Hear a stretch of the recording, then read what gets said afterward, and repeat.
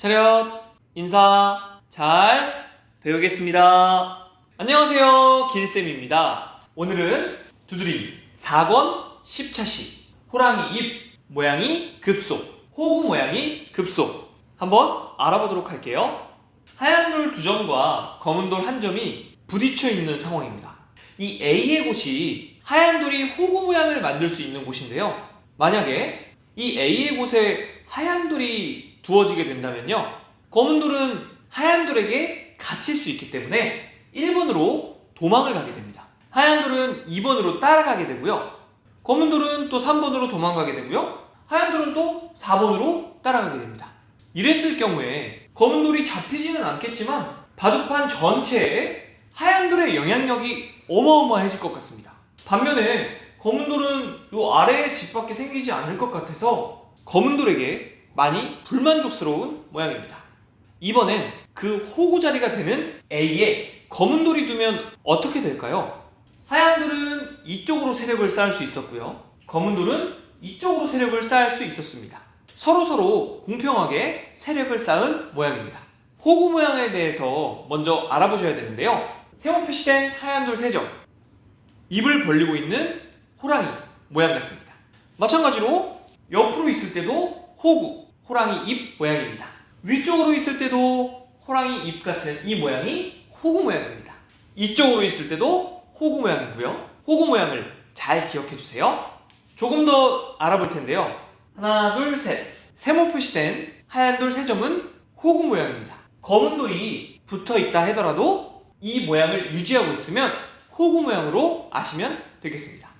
이 상황에서 검은 돌 1점이 들어왔는데요, 호랑이 입에 우리의 얼굴이나 팔을 집어넣으면 어떻게 될까요? 당연히 잡아먹히겠죠? 여기서 우리가 알 수 있는 건 뭐죠? 호구 모양은 튼튼하고 위험하다. 바로 들어가면 안 된다. 바둑판에 있는 호구 모양은 절대로 건드릴 수가 없을까요? 예를 들어 동그라미 표시된 검은 돌처럼 우리의 지원군이 있을 때는 호구 모양도 격파할 수 있습니다.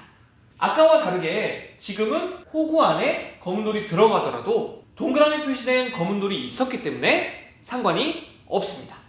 오히려 하얀 돌 1점이 검은 돌에게 갇혀있는 형태가 되었죠.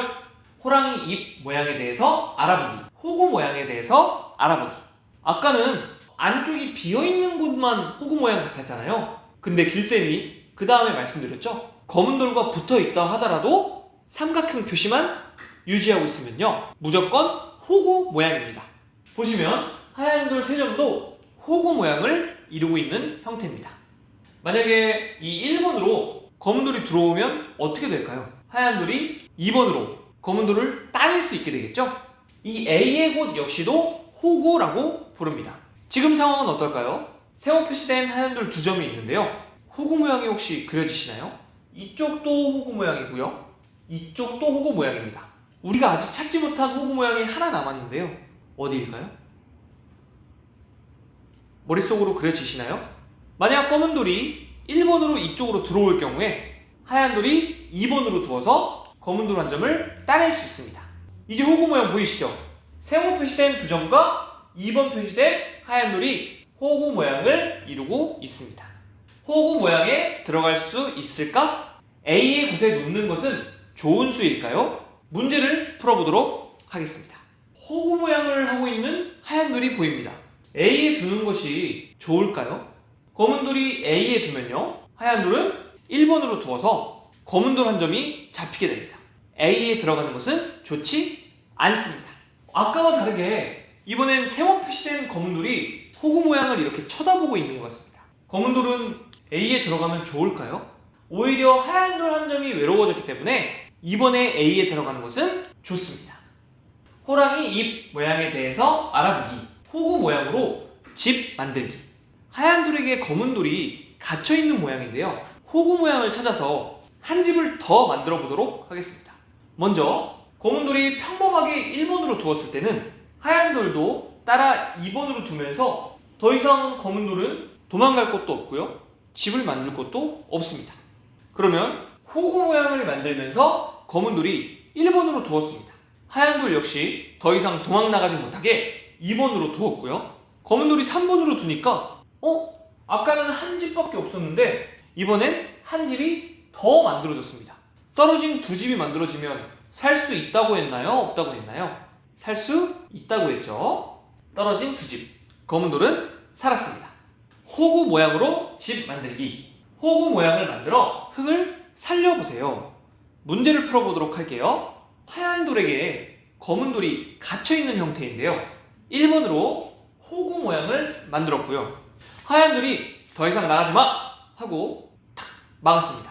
검은 돌은 3번을 두어서 집 하나를 더 만들었습니다. 떨어진 두 집이 만들어졌으니 완생!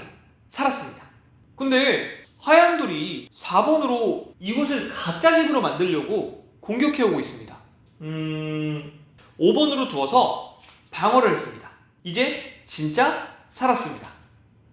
하얀 돌이 6번으로 또 이곳을 가짜 집으로 만들기 위해 애를 쓰고 있습니다. 어떻게 하면 되죠?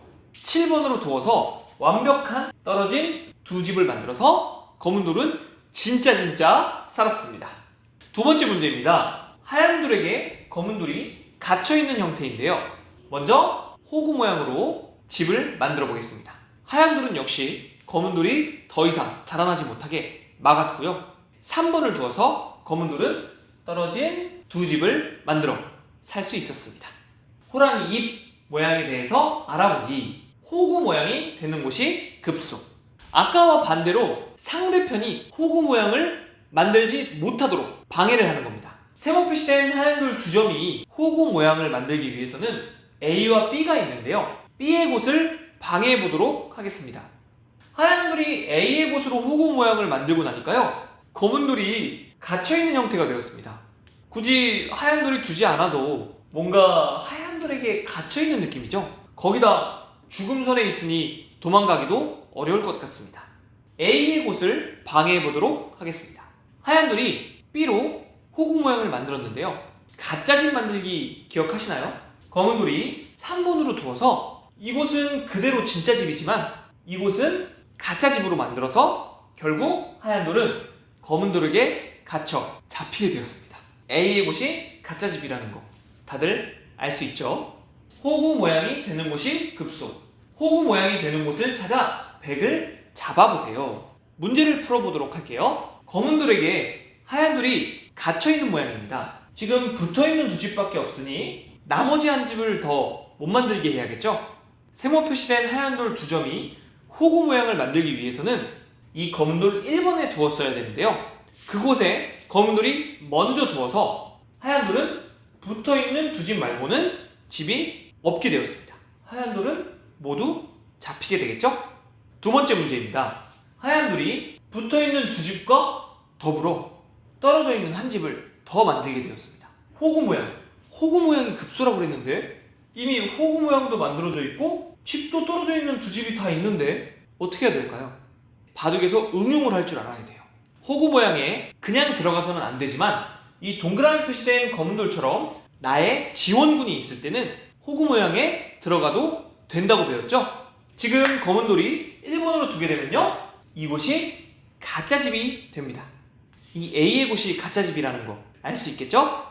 4권 10차시 꿈꾸고 도전하는 바둑 이야기 두드림. 오늘은 여기까지 하고요. 다음 시간에 만나도록 하겠습니다. 차렷 인사 잘 배웠습니다. 안녕.